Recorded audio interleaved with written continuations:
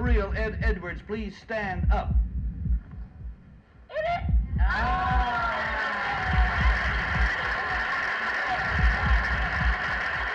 Committed there in Geauga County, and I'm responsible for it, and I am wanting the death penalty.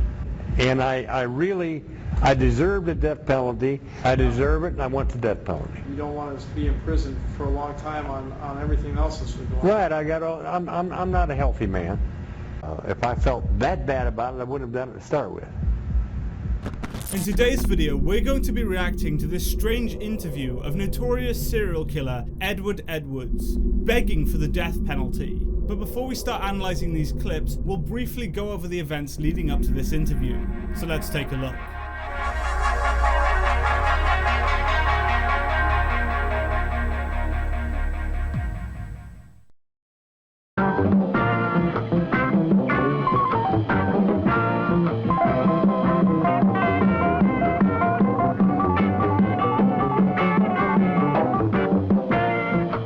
After the tragic death of his mother, Ed Edwards was sent to an orphanage managed by nuns. Edward, after being abused by the nuns, decided to run away on his own to escape his harsh life.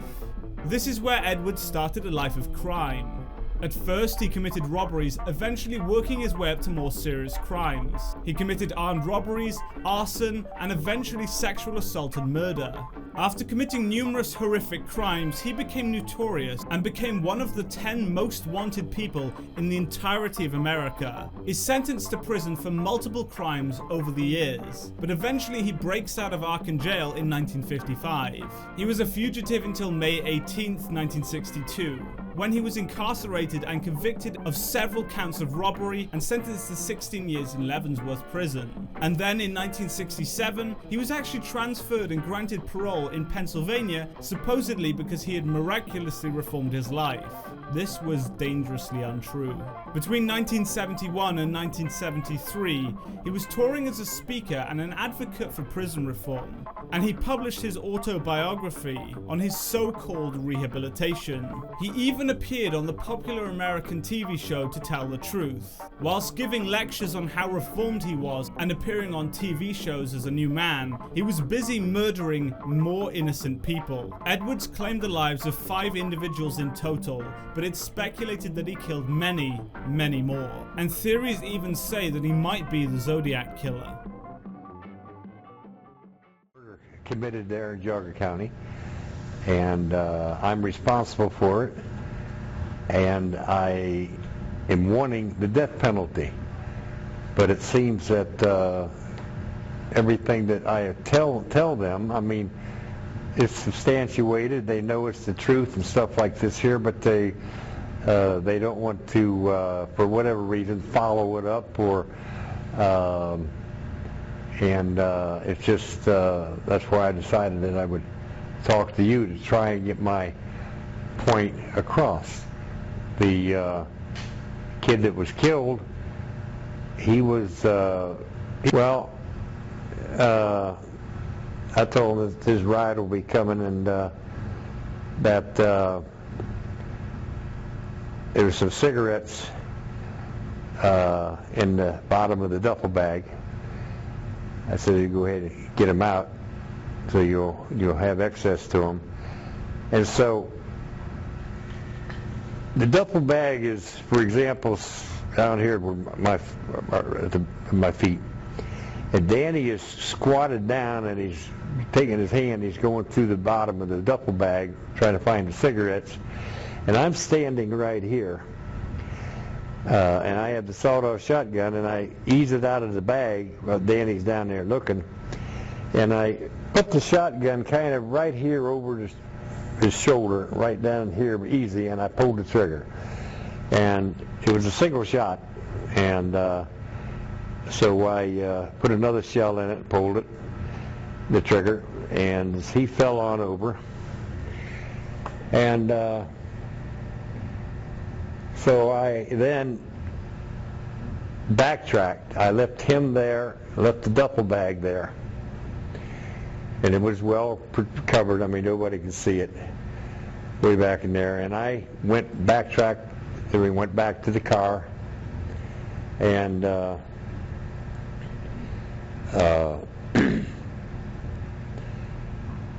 changed clothes, and I went on home. And as if nothing had happened. Because my wife, as I said, didn't even know that Danny was in town. So, well, he didn't know it was coming. He had he did not know that he was going to get shot. I didn't threaten him in any way. I felt bad, but apparently not bad enough that I kept from doing it. He was stealing from my children, and I'm very close to my family in that respect. And so I just let my mind. I'm not new to crime. I've been in crime all my life. Written that book there, and so I've been a criminal all my life, and so and I had made up my mind, I guess, a long time ago that I wasn't going to go back in a penitentiary for just anything. But no, I did not feel good about it, and I don't feel good about it now. Otherwise, why I would be asking for the death penalty? And what I can't understand, I deserve it, and I want the death penalty. You don't want to be in prison for a long time on everything else that's going on. Right. I'm not a healthy man. I'm not a healthy man. I have a pacemaker. I have a defibrillator. I'm a diabetic. I have neuropathy. I can't walk. My back and neck's been broken. My neck is fused. And I'm just turned 77, and I deserved it. I mean, his family, what family he has, stepbrothers and stuff like this here. I don't think he has a mom and dad. Edwards has no visible reaction here when talking about his wish for the death penalty. Most people, even if they wanted the death penalty, would have at least had some bit of reaction thinking about this. Ed is cold and says it with total conviction.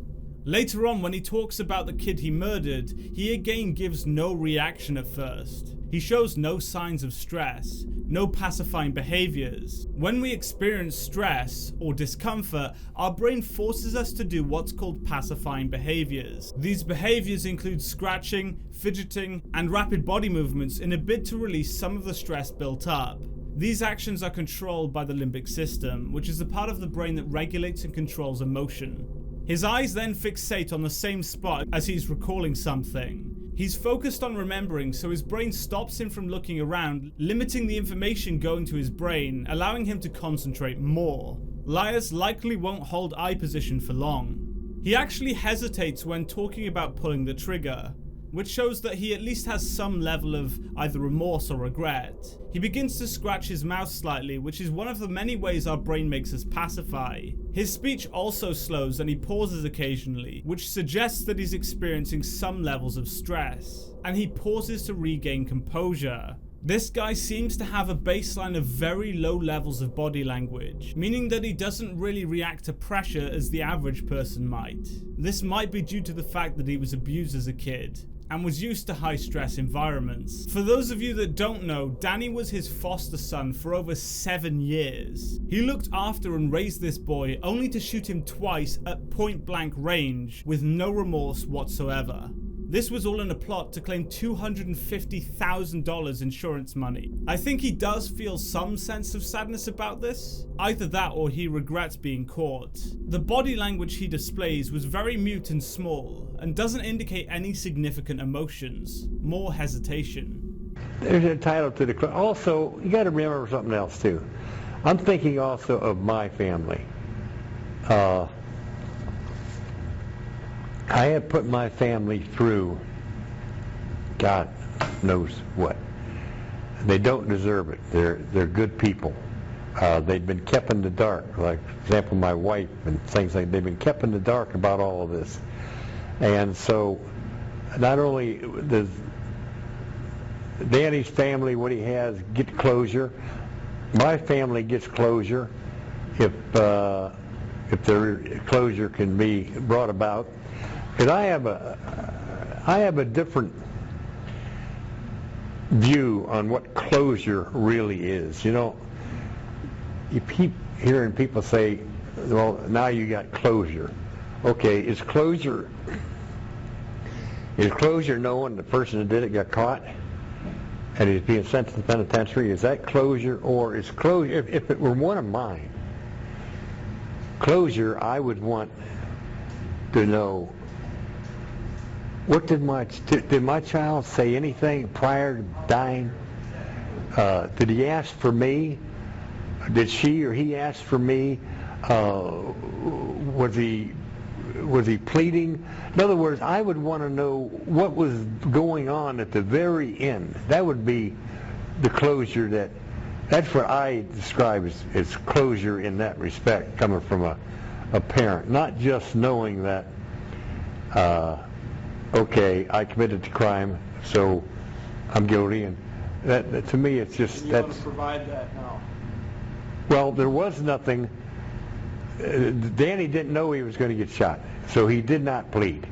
He didn't know he was going to get shot. But yes, I want to provide the closure to my family in that I've done it, and I deserve the death penalty. As a matter of fact, I have a daughter, but I did this. What is so? Okay, I'm sure that there's matter of fact, it's happened many times over and over again, and it's going to continue to happen, where people will come up and tell you they killed somebody or they're committing to a crime and stuff like this here. This is a little bit different.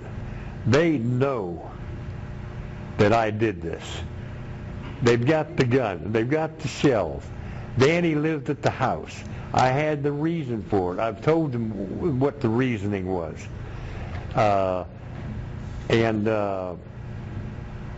So, but they keep saying, we need the head. And that's why I got ticked off and decided I was going to call you, and which I did. Throughout the whole part of this interview, he shows little body language that indicates stress. That is until he talks about his daughter.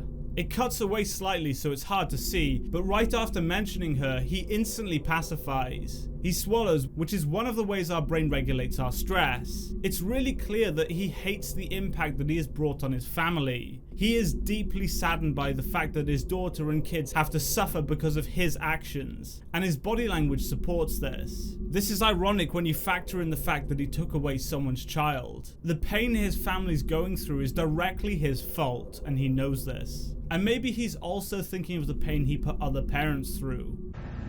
40 years. I have put it, I haven't thought about it. Truth of the matter is, it's only been the last,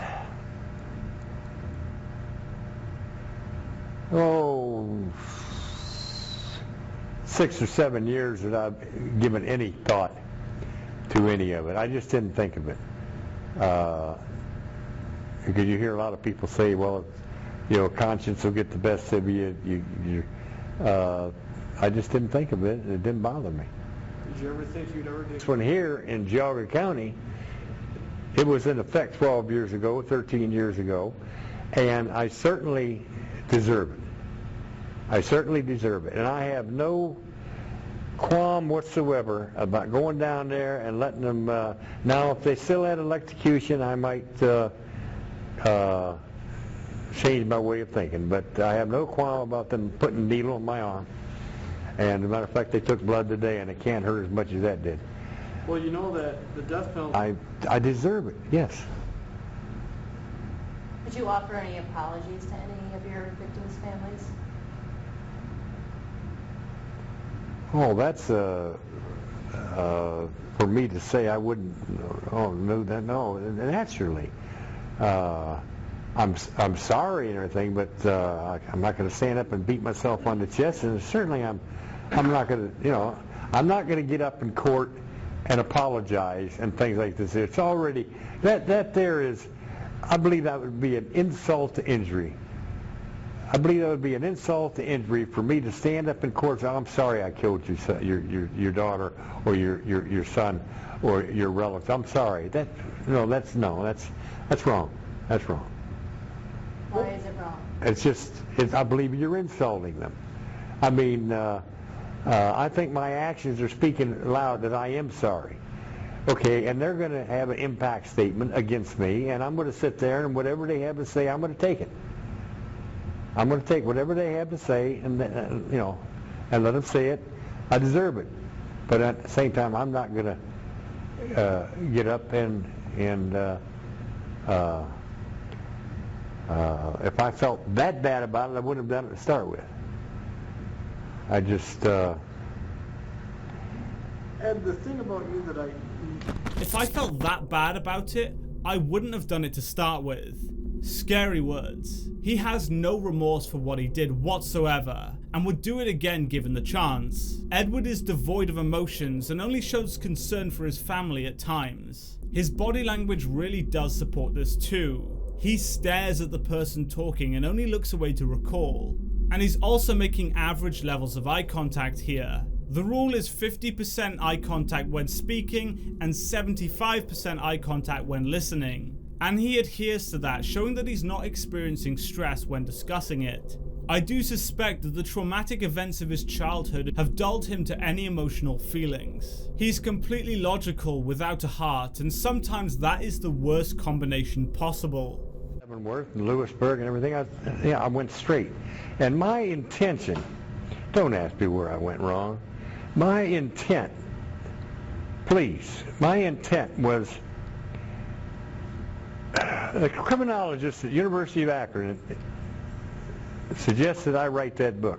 And it was my intent never, ever, ever to get back into crime again. It was just, that was my intent. So much for good intentions.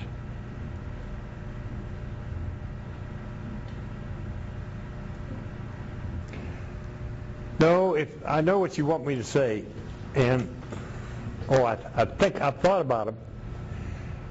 I've been sorry about it, but no, I've never had nightmares and things like that there. I've never relived it. And I've also known that in all of my my murders, that there was no evidence. I left no evidence. I brought it about by admitting it myself. The ones there in Akron, nobody knew about those. The fact of the matter is, when I contacted them, they wasn't sure. They had already come up with 3 or 4 other cold cases before they come to the right ones. And then there's Danny, and no, I just been able to put it out of my mind.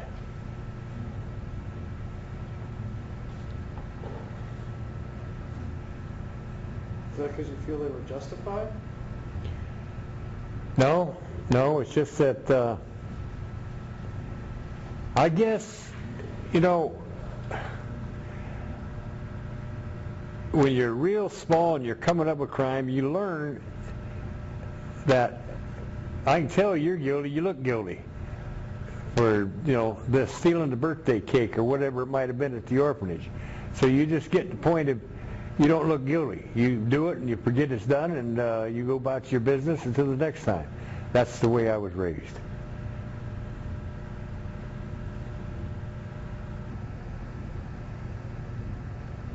Oh, I wish I could just start life all over again.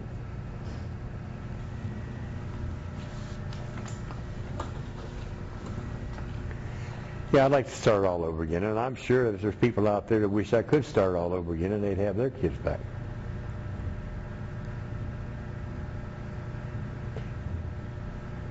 And regardless what people looking at this video might think or what they might read, I am not proud of any of this. I'm not proud of any of it. I'm not being boastful. I'm not proud of it. And I certainly wouldn't recommend it for anybody to follow in my footprints, follow my steps.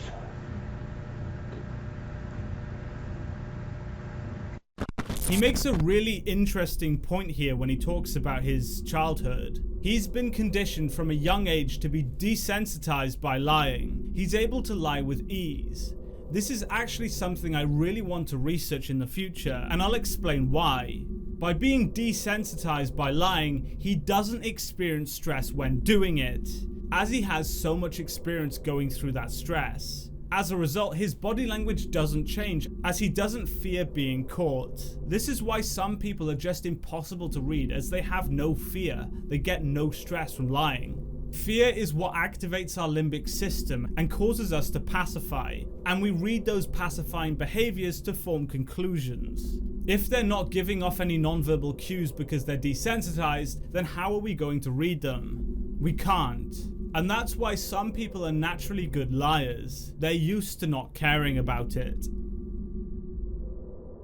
Shockingly, over the span of 19 years between 1977 and 1996, Edwards claimed the lives of 5 individuals, with many more suspected.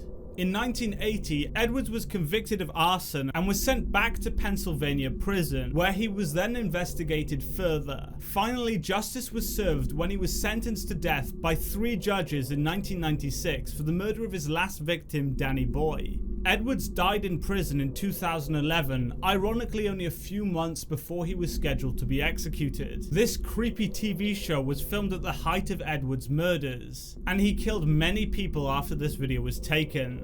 Take a look at this, as it's really eerie. This is the only copy I could find on the internet, so apologies for the bad quality.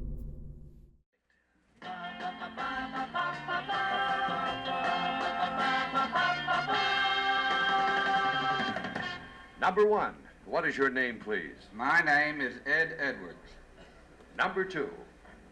My name is Ed Edwards. Number 3. My name is Ed Edwards. And here is the extraordinary story of Ed Edwards. I think you'll find it profitable. It says, I, Ed Edwards, was once on the FBI's list of the 10 most wanted criminals in America. Now I am a respected citizen in my community. Here's the story of my dramatic turnabout. As a young boy, I felt that the only way I could gain any recognition was to steal. Eventually, I committed armed robberies, impersonated a federal officer, and was sought for questioning about a double murder.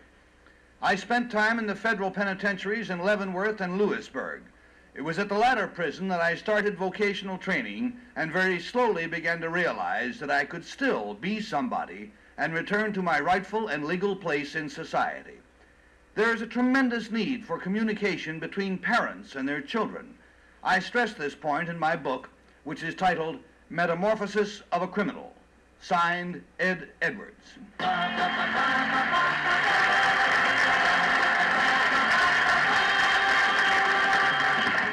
And Gene Rayburn, we'll go down to you for starters. Thank you, Gary. Number 3, from what Gary just read here, do we infer that you did not have a good relationship with your parents? This is true. In what way, number 3? In communications, as you indicate? I was born an illegitimate child, so I never had a real mother to speak of. Number 2, what vocation did you study in prison? Actually, it was for remodeling of houses.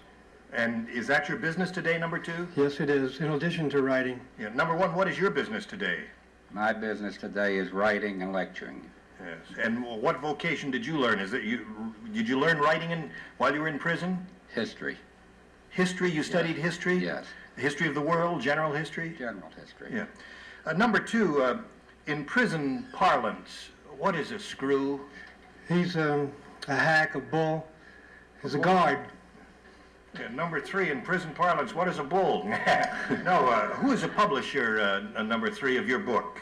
Hart Publishing Company. Who? Hart Publishing Company. And that takes us, please, to Kitty. Number 1, did you commit these double murders, or you just wanted for questioning? I was wanted for questioning, but later they found out it wasn't me.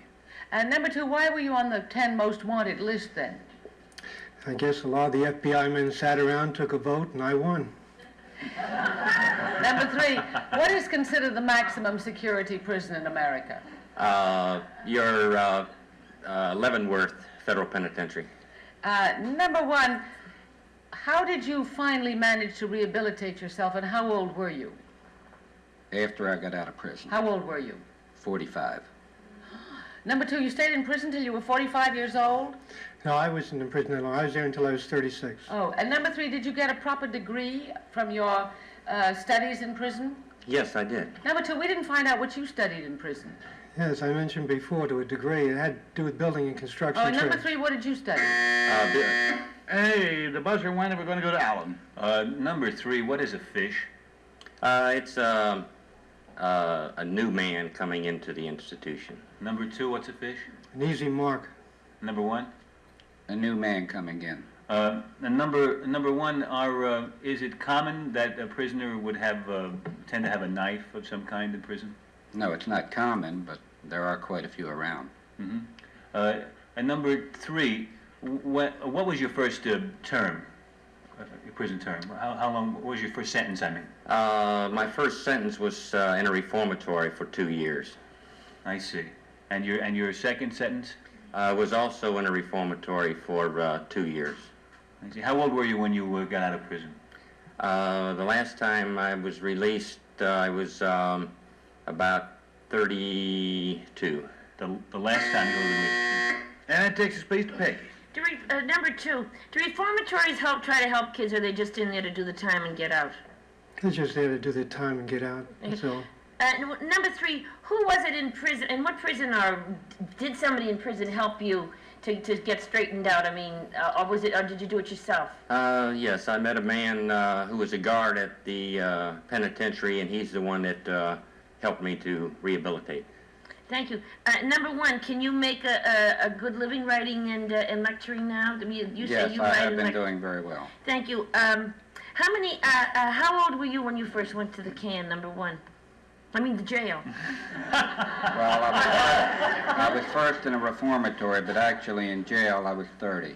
Thank you. Number 2 was There goes the bell, and that means no more questions. Mark your ballots as you will without consulting amongst yourselves. The audience and I will take a look at our friends over here at number 1, number 2, and number 3. Has everybody got the ballot marked? No, I haven't got my ballot marked. Well, that's too bad, because you got to start. I got to start. I tell you what I'm going to do, Gary. Yep.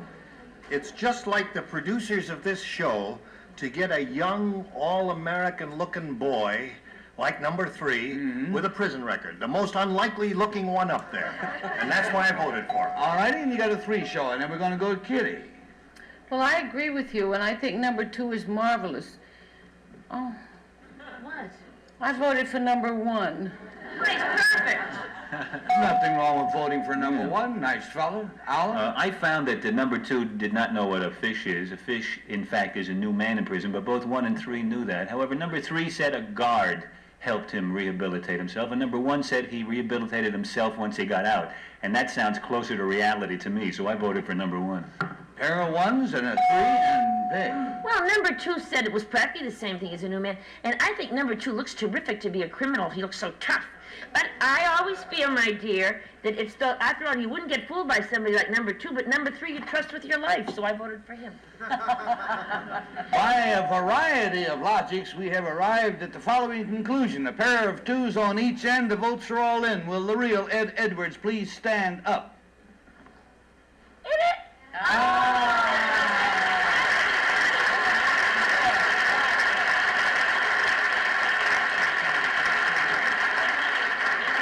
Let's find out, Ed, about your friends. Number 1, sir, what is your real name, please, and what do you do? My name is Mervyn Spritz. I am the president of the Maryland Council of the Jewish National Fund. And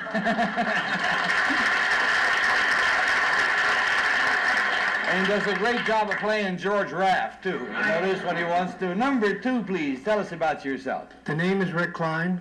I'm a self-defense teacher, and I also do stunt work. Yes, sir.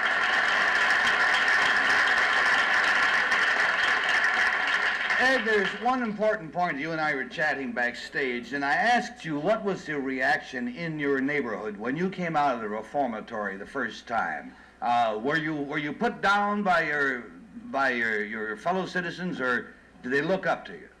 No, when I was released from the reformatory, they looked up to me, and this motivated me to go on to bigger things, because this is why I was out there committing the crime, was for the recognition. Mm-hmm. And this happens because a lot of people think it's a big shot thing to do, huh? Yes, this is the, the more trouble you get into, the bigger you are in their eyes. Well, I want to tell you, you look like a pretty big man from over here. And thank you very much for being with us, Mr. Edwards, and thank you, gentlemen, also.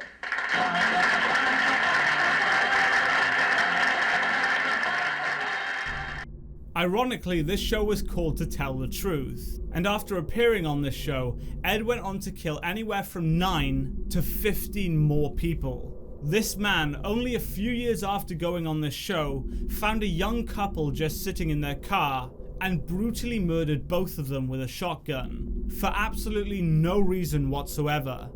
And 3 years after those murders, he killed another young couple, again without provocation. These were called the Sweetheart Murders, and this time he stabbed the male to death and then proceeded to rape and strangle the female to death. This man is often regarded as one of the worst killers of all time, as he did so without motive or reason. He would just impulsively kill happy couples he saw. And because he is seemingly devoid of all emotion, people have struggled to give him a reason why he did this. Where Ted Bundy murdered for pleasure and control, Ed did so for seemingly no reason at all. In the end, nature did take its revenge, and he died of natural causes only a few months before he was going to be executed. My heart goes out to the families affected by this brutal man. If you like these true crime videos, then please let me know, and I'll be definitely making more as they're super interesting to research and to produce. So thank you so much for watching this video, guys. If you did enjoy it, please be sure to hit the like button and subscribe for more content, and I'll see you in the next video. Goodbye.